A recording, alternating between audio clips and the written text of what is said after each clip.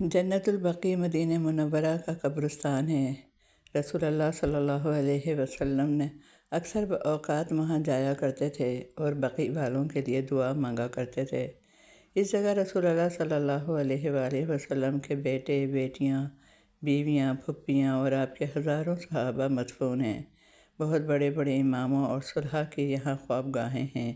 رسول اللہ صلی اللہ علیہ وسلم نے فرمایا کہ جو جنت البقیع میں دفن ہوگا، میں اس کی قیامت کے دن سفارش کروں گا۔ حاجی اور زائر کو وہاں پہنچ کر ان کے لیے دعا مانگنی چاہیے۔ جب حاجی مدینہ سے واپس لوٹنا چاہے تو اسے چاہیے کہ آپ صلی اللہ علیہ وسلم کی مسجد میں آ کر 2 رکعت نماز پڑھے۔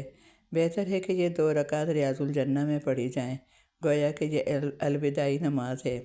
اس کے بعد رسول اللہ صلی اللہ علیہ وسلم کے روضہ اقدس کے سامنے جا کر درود و سلام پڑھے۔ یہ الوداعی سلام ہے۔ دل میں رسول اللہ صلی اللہ علیہ وسلم اور مدینہ کی محبت یوں پیوست ہو جائے کہ نقش دل بن جائے۔ رسول اللہ صلی اللہ علیہ وسلم نے فرمایا، جب کوئی شخص اپنا حج مکمل کر لے تو اسے اپنے اہل و عیال میں واپس آنے کے لیے جلدی کرنی چاہیے۔ یہ اس کے لیے اجر عظیم کا باعث ہے۔ دارقطنی حاکم۔